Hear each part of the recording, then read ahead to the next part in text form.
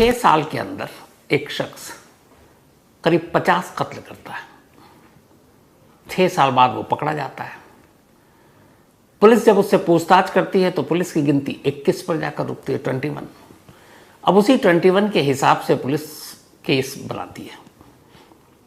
वो पुलिस की कस्टडी में होता है। एक रोज अचानक वो पुलिस से कहता है कि आपकी गिनती गलत है, 21 नहीं, मैंने 50 लोगों को मारा है। अब पुलिस हैरान, क्योंकि शायद कातिल को ये लगा होगा कि 21 की सजा भी वही होगी तो 50 की होगी। तो पुलिस कहती है अच्छा लाश कहाँ है? कहता साहब लाश तो आपको शायद ही मिले, और बिल्कुल कॉन्फिडेंटली वो कह रहा है। पुलिस ने फिर भी पूछा बताओ कहाँ है? तो उसने कहा कि यूपी में एक जगह है कासगंज में एक नदी है हजारा, और उस नदी में मैंने 50 के 50 लाश फेंके, और मैं आपसे झूठ नहीं बोल रहा हूँ, हर लाश मैंने उसी नदी में फेंकी। पुलिस कहती है ठीक है। हजारा नदी में अब तलाशी अभियान चला जाता है। ये बात मैं जो आपको बता रहा हूँ 1998 से 2004 में उसकी गिरफ्तारी हुई थी, और आज हम 2025 में, यानी 21 साल बीत गए। आज भी एक भी लाश उस नदी से पुलिस बरामद नहीं कर पाई। अब लाश का इंतजार तो अदालत करती नहीं। अदालत में मुकदमा शुरू हुआ। 21 कत्ले की केस चार्जशीट बनी हुई थी। एक एक कर मुकदमा का फैसला आता गया। 7 कत्ल के मामले में उसे 7 लाइफ इम्प्रिजमेंट यानी 7 उम्र कैद की सजा मिली। एक मामले में उसे फांसी की सजा मिली, यानी एक शख्स जिसे 7 उम्र कैद की सजा और एक फांसी। अब वो 2004 से ही जेल में था। 16 साल बीत गए, अब वो जेल में ही है। 16 साल बाद एक रोज अदालत में वो एक अर्जी लगाता है कि मैं जेल के अंदर सारे जेल के नियम कायदे कानून को मानता हूं, तो मुझे पेरोल पे रिहाई मिले। अदालत जेलर से पूछती है, जेलर कहता है कि हाँ इसके चाल चलन ठीक है जेल में। कोर्ट उसे पेरोल दे देती है। पेरोल पे बाहर आता और गायब। अब पुलिस वालों के हाथ पैर फूले। दोबारा उसे ढूंढा जाता है, फिर पकड़ाता है, फिर पकड़ने के बाद उसे वापस जेल में डाला जाता है। 3 साल बीत जाते हैं।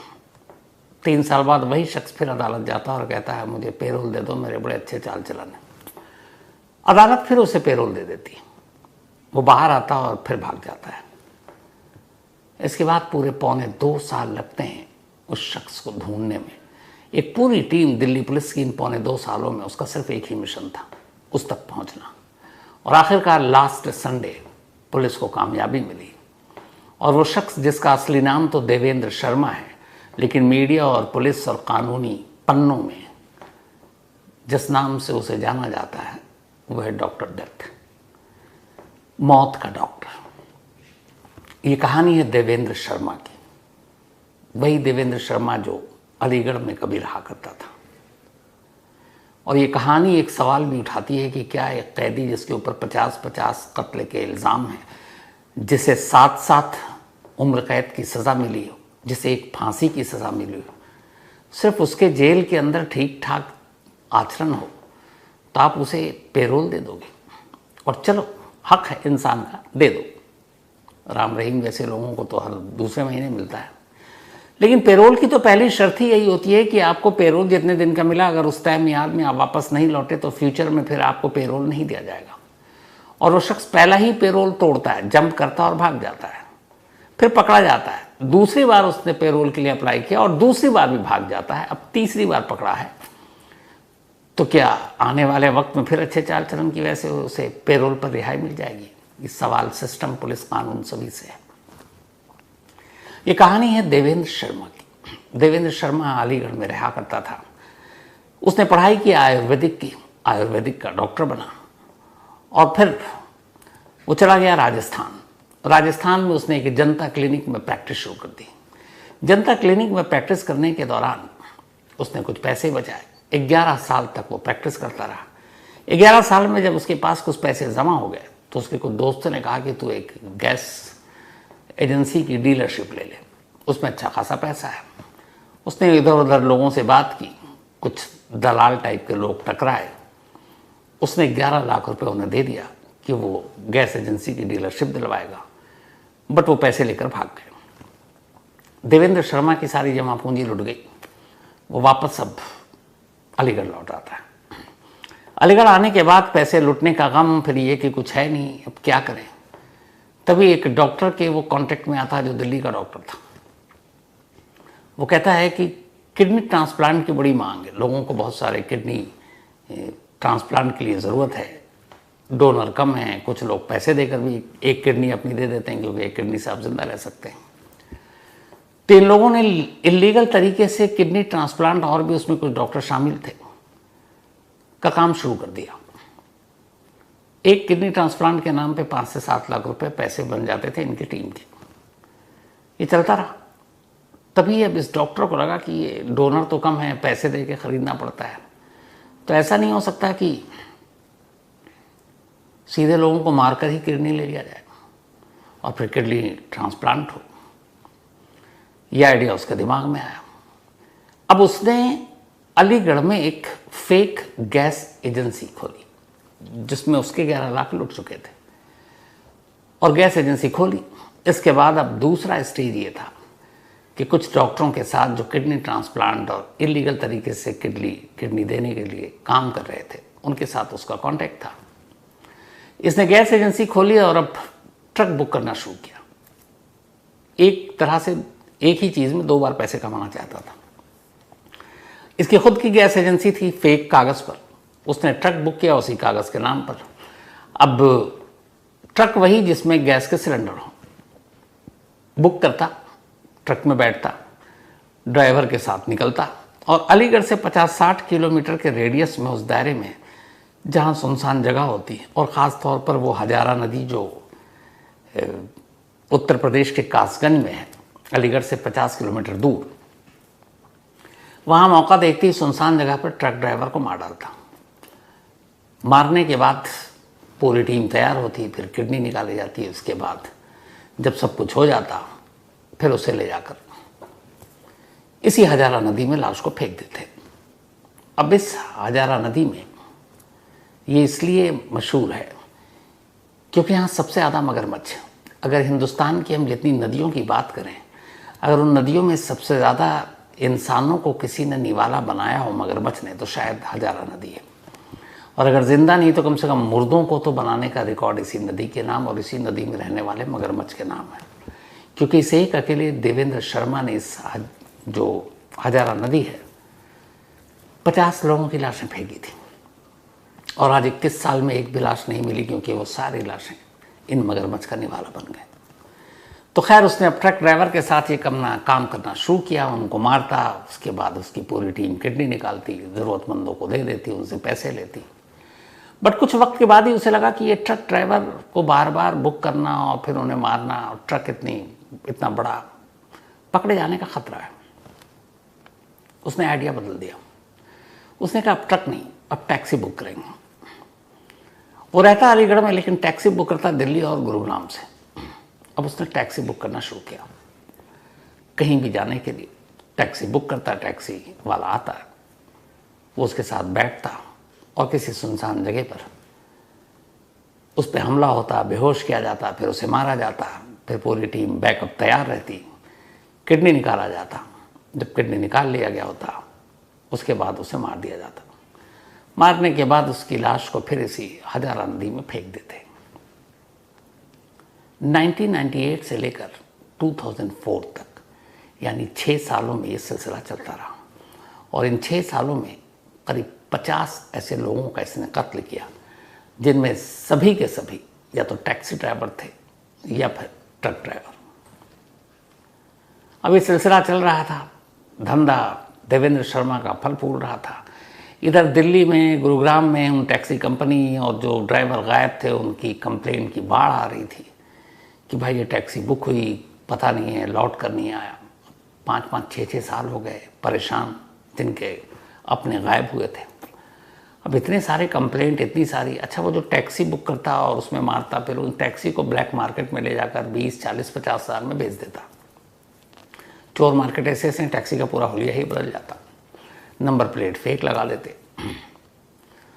तो अब अचानक एक कंप्लेंट की बाढ़ आनी शुरू हो गई 2002, 3, 4 तक कि बहुत सारी टैक्सी गई, वापस ही नहीं आई।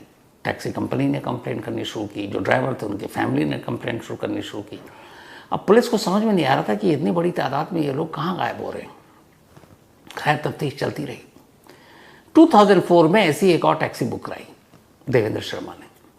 बुक कराई, उसके बाद वो उसके साथ जा रहा था।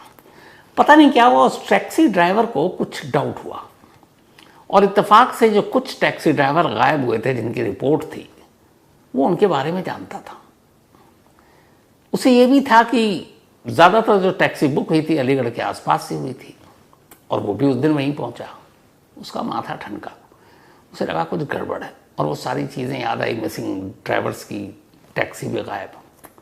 वो घबरा गया, बैठा देवेंद्र शर्मा के साथ, लेकिन मंजिल तक पहुंचने से पहले उसे यकीन हो गया कि कुछ गड़बड़ है। उसने एक भीड़ भाड़ वाली जगह पर टैक्सी रोकी, बोला मैं अभी आता हूं, और वहां से भाग गया। भागने के बाद उसने सीधे पुलिस में रिपोर्ट लिखाई। उसने कहा कि जो टैक्सियां गायब हुई, जिन टैक्सी कंपनियों की, और जो ड्राइवर गायब हुए, उनका तार अलीगढ़ से जुड़ता है, उसके आसपास से जुड़ता है, और ऐसे ही आज मुझे भी बुलाया गया और मुझे डाउट है। उधर देवेंद्र शर्मा को तब तक ये लगा कि उसे कोई काम आ गया, कहीं चला गया, फ़ोन आ गया होगा, डांट ना दूं कि बीच में टैक्सी छोड़कर तुम कैसे जा सकते हो। तो वो बेफिक्र घर पर था। पुलिस ने पता किया, वहाँ पहुंची, देवेंद्र शर्मा का पता ढूंढा गया और आखिरकार देवेंद्र शर्मा के घर पुलिस पहुंची, उसे गिरफ्तार किया। गिरफ्तार करने के बाद जब लाया गया तो वो इधर उधर टरकाता रहा, गुमराह करता रहा, लेकिन फिर आखिरकार पुलिस ने जब सख्ती की तो उसने कहानी सुनानी शुरू कर दी। और उसी दिन 2004 में देवेंद्र शर्मा का नाम पहली बार पड़ा डॉक्टर डेथ, क्योंकि कहानी इतनी खौफनाक थी। पैसे के लालच में किडनी बेचने के लिए डोनर या फिर ऐसे बहुत सारे लोग जो किडनी एक खुद ही दे देते हैं, उनसे भी पैसे बचाने के लिए उसने कहा जब किडनी ही निकालना है तो फिर इंसान को जिंदा क्यों रखना है। लेकिन उससे उसने भयानक ये सोचा कि जितने बड़े पैमाने पर मुझे कत्ल करना है, कभी न कभी लाश तो बरामद होगी, तो उस लाश का क्या करें। इत्तेफाक से वो अलीगढ़ का रहने वाला था और इस हजारा नदी के बारे में बचपन से जानता था, क्योंकि हजारा नदी एक बहुत ही पॉपुलर डेस्टिनेशन है वहाँ पर। और ये हजारा नदी असल में जो पुल है अंग्रेज़ों ने बनाया था, और इस पुल के ऊपर और नीचे नदियाँ बहती हैं, तो लोग बहुत सारे आते हैं इसे देखने के लिए। लेकिन दूसरी वजह ये थी कि हजारा नदी इसलिए बदनाम है क्योंकि यहाँ मगरमच्छ काफ़ी बड़ी तादाद में, जब तब मगरमच्छ पानी में किनारे लोगों को नज़र आते हैं और मगरमच्छ देखने के लिए लोग वहाँ जाते हैं। तो देवेंद्र शर्मा बचपन से जाता था। जब वो इस सीरियल किलिंग के धंधे में उतरा तो उसे लगा कि लाश ऐसी जगह ठिकाने लगाऊं कि कभी सबूत ही ना आता है। उसने बहुत कुछ सोचा कि कहीं दफनाऊंगा, कहीं जलाऊंगा, लेकिन कब तक। फिर उसे ख्याल आया कि इस हजारा नदी में न जाने कितने ही भूखे मगरमच्छ।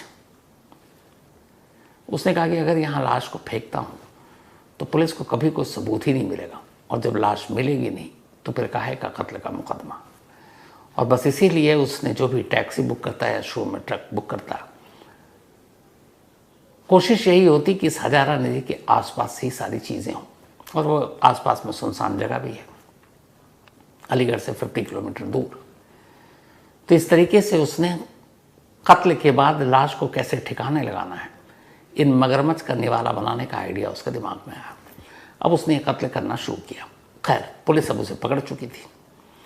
अब जो मिसिंग कंप्लेंट थी उस वक्त 21 थी, अलग अलग टैक्सी कंपनियों के, टैक्सी ड्राइवर के कि 21 लोग गायब हुए हैं, उनके तार उधर ही अलीगढ़ और उस आसपास जुड़ रहे थे।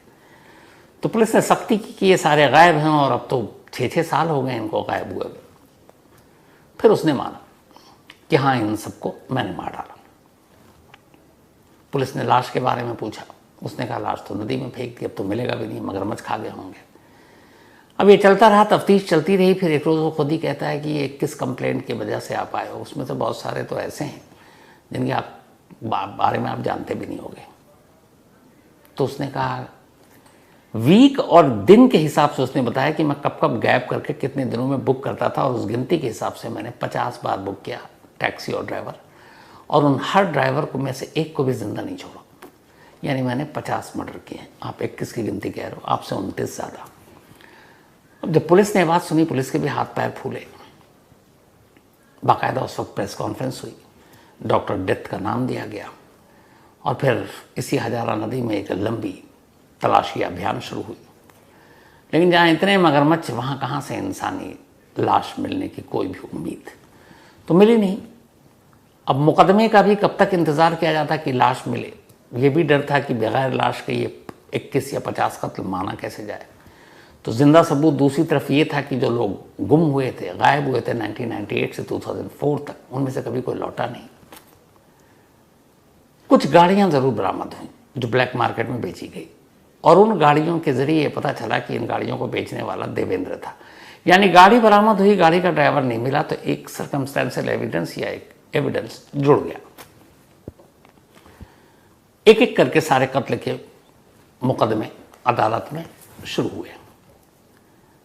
7 कत्ल के मामले में अदालत ने देवेंद्र शर्मा उर्फ डॉक्टर डेथ को लाइफ इम्प्रिजमेंट की सजा सुनाई। गुरुग्राम के एक ड्राइवर और टैक्सी को उसने हायर किया था और उसको मार डाला था। गुरुग्राम के उस ड्राइवर की जो मौत हुई, उसी के टैक्सी के तार की, उस टैक्सी को जो बेचा गया, वो टैक्सी पता चला किसने बेचा, तो वो चश्मदीद था जिसने बताया देवेंद्र शर्मा ही बेचने आया था, इसी को पैसे दिए। तो वहाँ वो डायरेक्ट एक एविडेंस जुड़ा। तो इकलौता गुरुग्राम का केस था जिसमें वहाँ की अदालत ने देवेंद्र शर्मा को उस ड्राइवर के कत्ल के इल्ज़ाम में सजाए मौत दी, यानी फांसी की सज़ा। तो 7 उम्र कैद और 1 फांसी। अब इस बीच में कुछ कई अलग अलग केसेस थे, तो ये जयपुर सेंट्रल जेल में इसको बंद कर दिया गया। एक तो खूंखार इतने सारे कत्ल। अब जयपुर सेंट्रल जेल में ये रहा। 2020 में इसने जयपुर सेंट्रल जेल में रहते हुए अपनी फैमिली में एक बीमारी के नाम पर पेरोल मांगी। अदालत ने जेलर की रिपोर्ट के बाद इसे पेरोल दे दी। ये पेरोल 15 दिन के लिए थी। ये बाहर आया, 15वें दिन इसे शाम तक जेल के अंदर पहुंचना था, ये पहुंचा नहीं, भाग गया। अब पुलिस इसे दर बदर ढूंढ रही है, अलीगढ़ से लेकर राजस्थान की उस जगह पर जितने दोस्त ये, कहीं नहीं मिला।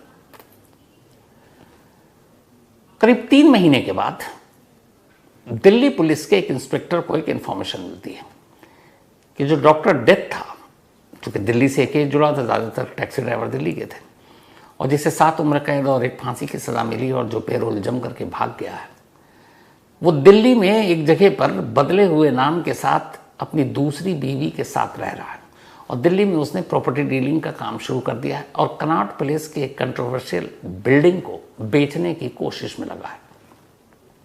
जब मुखबिर से इन्फॉर्मेशन मिली तो इस इन्फॉर्मेशन को डेवलप किया गया और आखिरकार उसके पेरोल जम करने के 3रे महीने में दिल्ली पुलिस ने देवेंद्र शर्मा को अरेस्ट कर लिया।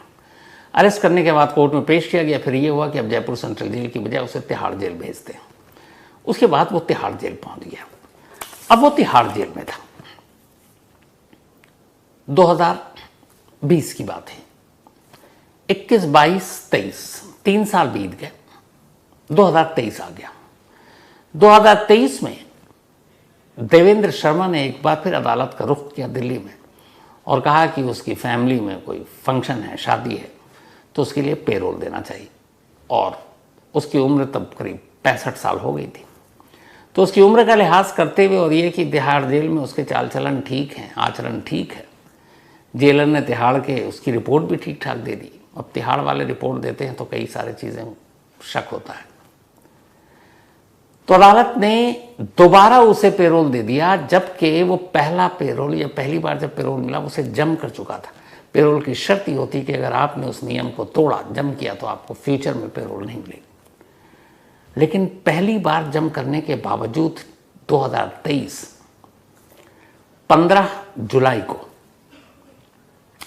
3 जुलाई 2023 को उसे दूसरी बार डॉक्टर डेथ को पेरोल मिल गई और इस बार पूरे 2 महीने के लिए।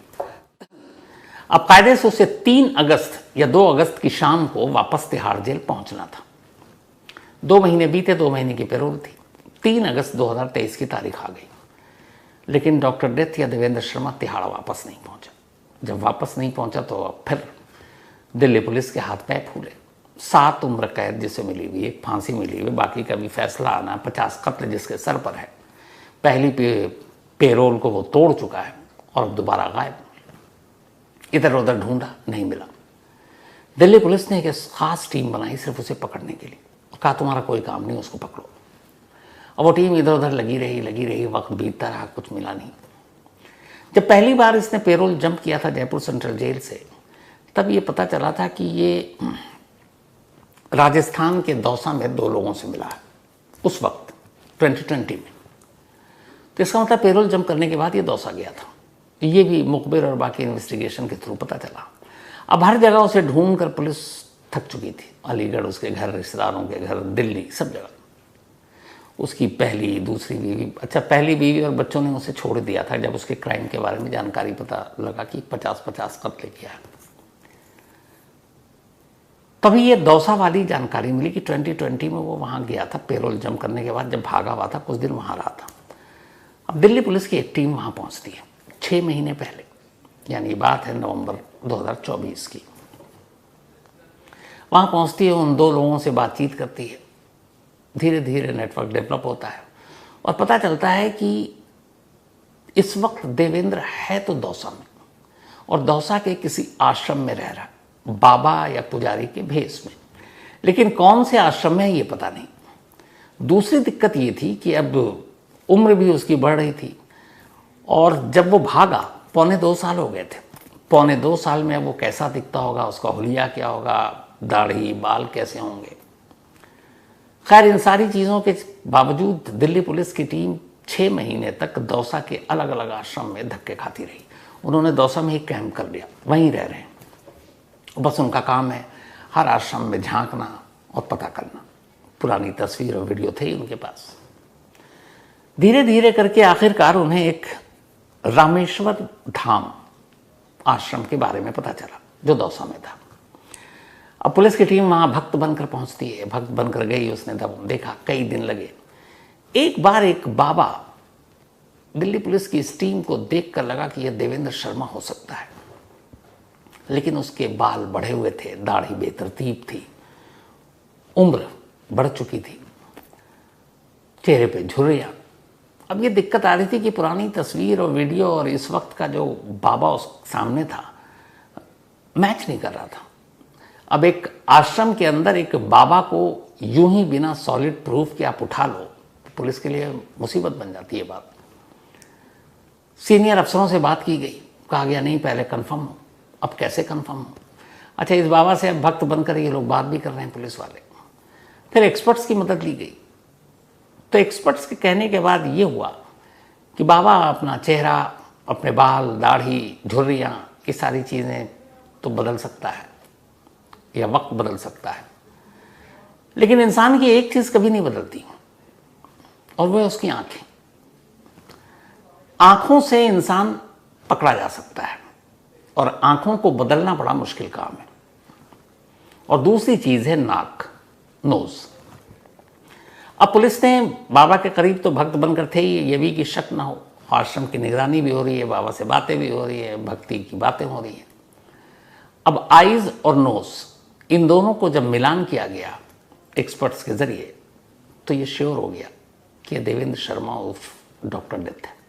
और इसी के बाद अभी लास्ट संडे, यानी 3 दिन पहले जब कन्फर्मेशन आ गई, तो फिर देवेंद्र शर्मा को उस आश्रम से गिरफ्तार किया गया और उसे दिल्ली लेकर आया गया। बाद में उसने कबूल भी कर लिया कि वो कौन है। अब इसके बाद वापस फिर से उसका घर तिहाड़ होगा। 50-50 कत्ल का आरोपी, 7 उम्र कैद, 1 डेथ पेनल्टी और 67 साल की उम्र। कई मुकदमों के फैसले आने अभी बाकी। अब फिर से वो तिहाड़ में 2020 में बाहर आया पेरोल, 2023 में बाहर आया पेरोल।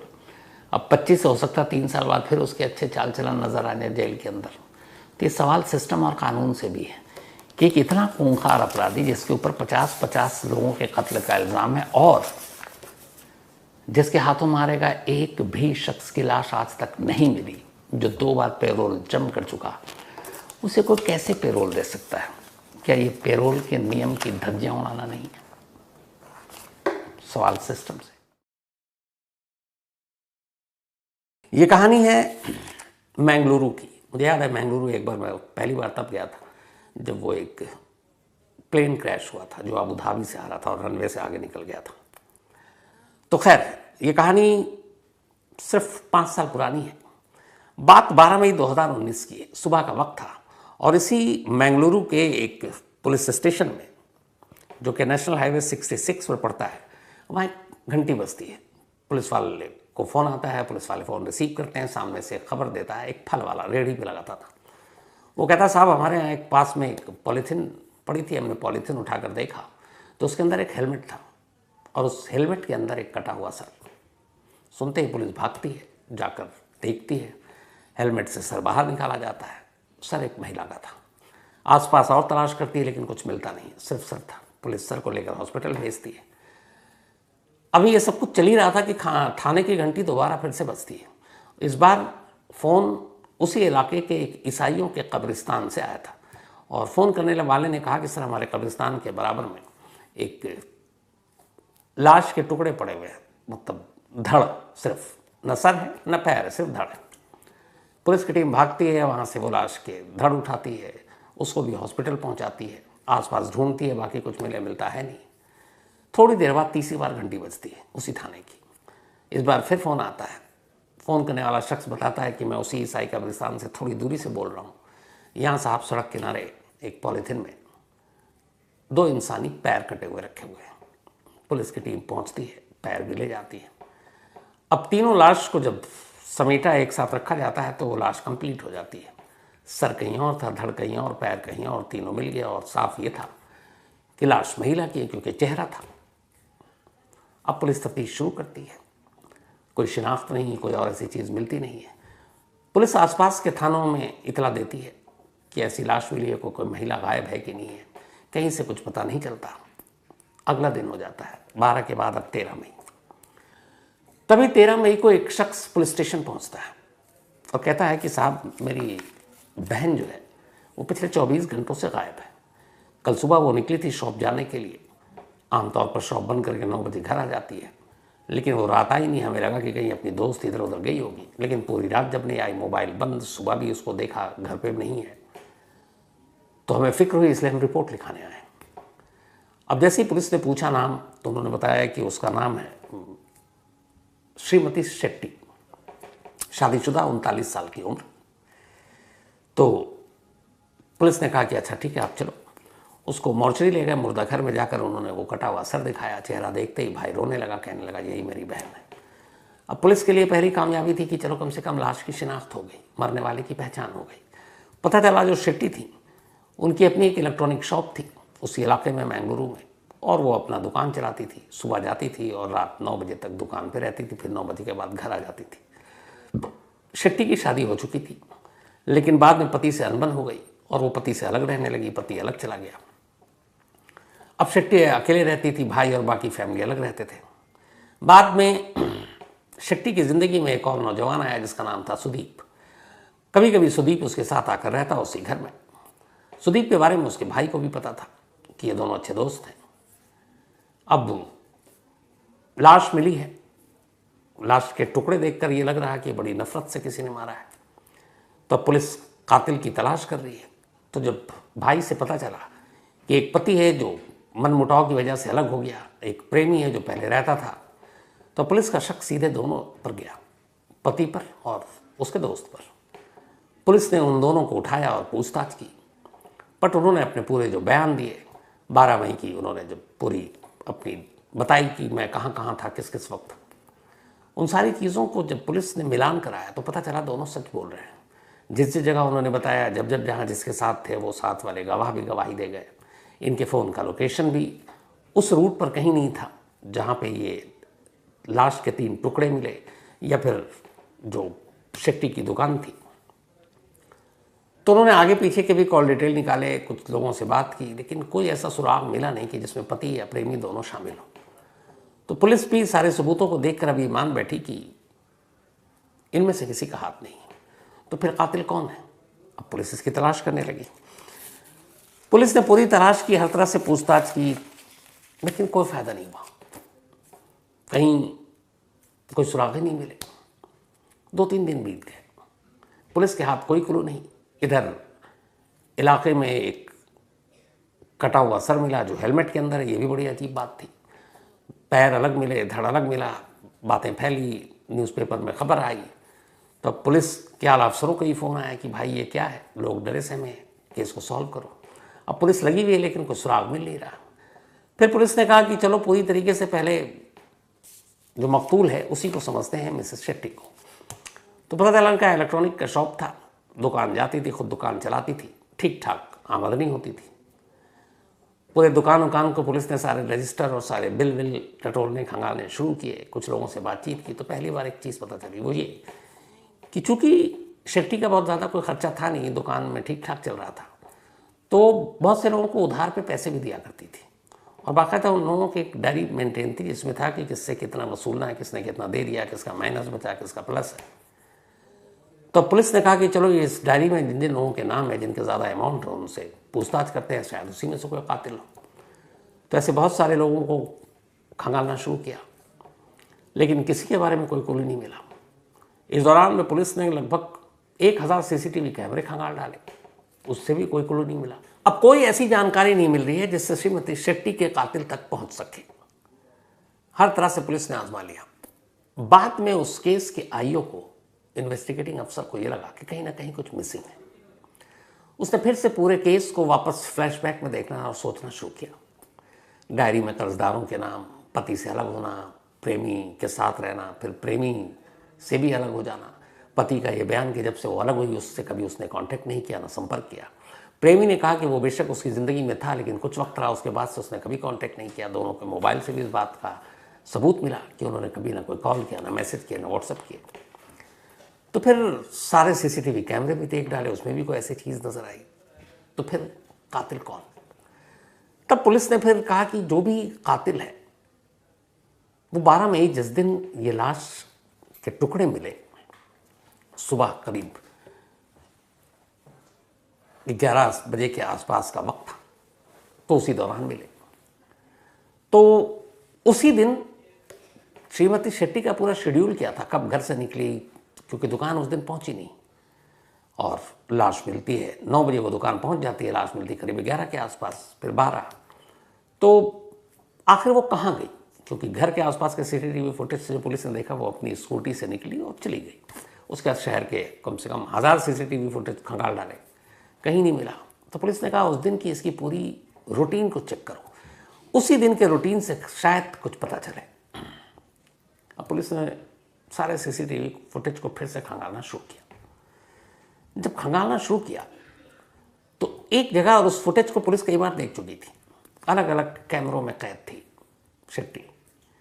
एक जगह एक CCTV कैमरे में सिर्फ 2 सेकंड का एक फुटेज था, सिर्फ 2 सेकंड का, और वो 2 सेकंड के फुटेज में ये तस्वीरें दिखाई दी कि शेट्टी स्कूटी पे जा रही है, अचानक स्कूटी रुकती है, बराबर में एक बाइक वाला, और यूं घुमाती है गर्दन और उससे कुछ कहती है और यूं निकल जाती है। सिर्फ 2 सेकंड।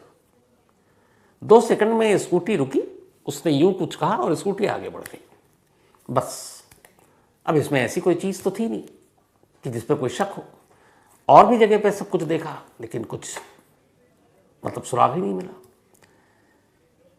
तो फिर ये 2 सेकंड की तस्वीर में ऐसी क्या पहेली हो सकती है जिसको सुलझाया जा सकता? पुलिस को लगा जितने भी कैमरे देखे उसमें से सारी चीज़ें खंगाल मारी, कुछ क्लू नहीं मिला। लास्ट में आकर उसी 2 सेकंड के क्लिप पे पुलिस की नज़र टिक जाती है। पुलिस को लगता क्लिप है तो 2 सेकंड का, लेकिन चलो इसमें देखते हैं कि आखिर ये शख्स कौन है जिससे सिर्फ उसने स्कूटी रोका, पलटा, कुछ बोला, आवाज़ तो आई नहीं कि क्या बात हुई, और निकल गई। 2 सेकंड। अब उस CCTV फुटेज में शेट्टी को हटाकर उस बाइक पे जो बैठा था उसका भी चेहरा दिख नहीं रहा है, हेलमेट था, लेकिन पीछे से उस बाइक का नंबर CCTV कैमरे ने रिकॉर्ड कर लिया था 2 सेकंड के उस फुटेज में। उसको जूम करके, क्लीन करके उस नंबर को निकाला गया, और उस नंबर के थ्रू पुलिस को उसके मालिक का पता चला कि वो बाइक जो है वो जोनास सैमसन नाम के एक शख्स की है जो उसी इलाके में रहता है, और वहीं समंदर किनारे शाम को वो अपने कबाब के ठिया भी लगाता है। रजिस्ट्रेशन नंबर से सैमसन का पता चला। इसके बाद पुलिस उसके घर पहुंचती है। जब वो उसके घर पहुंचती है, तैसी दस्तक देती है, अचानक सैमसन सामने आता है, लेकिन सामने पुलिस को देखकर वो उल्टे पैर भागता है और भागते ही अंदर का दरवाज़ा बंद कर लेता है और अब अंदर कुछ करने वाला था। तब तक पुलिस को एहसास हो गया कि कहीं वो डर के मारे कुछ कर न ले। पुलिस अंदर जाती है, दरवाजे को जबरन तोड़ती है और सैमसन को पकड़ती है। तब तक सैमसन अपनी जान देने की कोशिश कर रहा था और पुलिस उसे काबू में करती है। फिर उससे पूछती है कि तुम ऐसा क्यों कर रहे हो। तो सैमसन कहता है कि मुझे उम्मीद नहीं थी कि इतनी जल्दी पुलिस आ जाएगी। फिर पुलिस पूछती है कि श्रीमती शेट्टी से तुम्हारा क्या लेना देना। तब वो बताता है कि मैं एक दुकान है, मैंने उनसे कर्ज लिया, वो कर्ज पे पैसे देती, मैं ब्याज देता हूँ। अब पुलिस ने वो डायरी खोली जिस पे शेट्टी जिन जिन लोगों को पैसे देती थी, उनमें एक नाम उसका भी था, लेकिन वो नाम पूरा नहीं था। इसका नाम जोनास सैमसन था, उसमें सिर्फ सैमसन लिखा हुआ था। अब वहाँ इस नाम के बहुत सारे लोग थे। तो पुलिस पूछती है, फिर तुमने कत्ल किया? पहले वो इनकार करता है, फिर मान जाता है, फिर वो कहानी सुनाता है। कहता है कि उसने शेट्टी से पैसे लिए थे और उसके आधे से ज़्यादा पैसे उसने लौटा दिए थे। कुछ पैसे उसे लौटाने थे, उसके लिए उसने मोहलत मांगी थी और वो बीच बीच में लौटा भी रहा था, लेकिन वो हमेशा लोगों के सामने बेइज्जत कर पैसे मांगती थी जो लोग पैसे नहीं देते थे। और बोला मेरी अपनी भी एक इज्जत थी।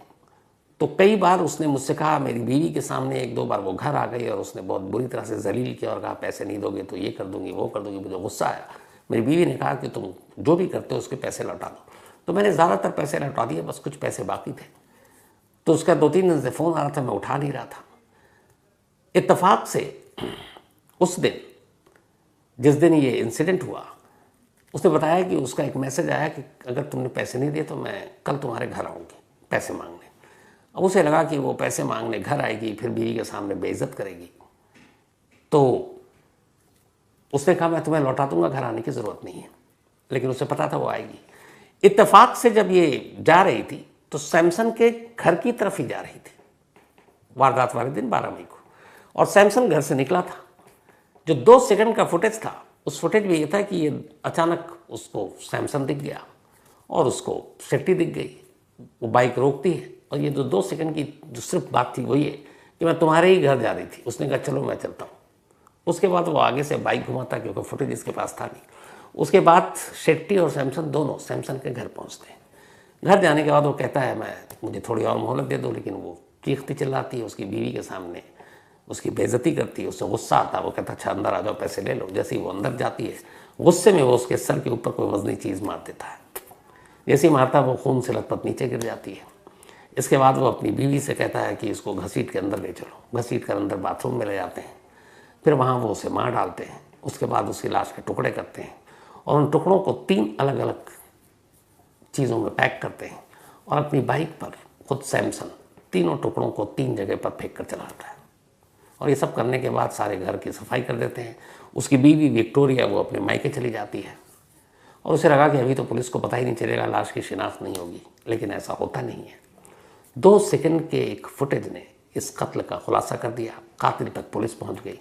इसके बाद इन दोनों के ऊपर मुकदमा चलता है। बीच में कोरोना आता है, मुकदमे में डिले होता है, लेकिन आखिरकार अभी 13 सितंबर को, लास्ट मंथ 2024 13 सितंबर को लोअर कोर्ट अपना फैसला सुनाती है और इस पति पत्नी को शेट्टी के कत्ल के इल्ज़ाम में लाइफ इम्प्रिजमेंट यानी उम्र कैद की सज़ा सुनाती है। तो 2 सेकंड का फुटेज भी कई बार एक बड़ा केस खोल सकता है। इससे ये पता चलता है।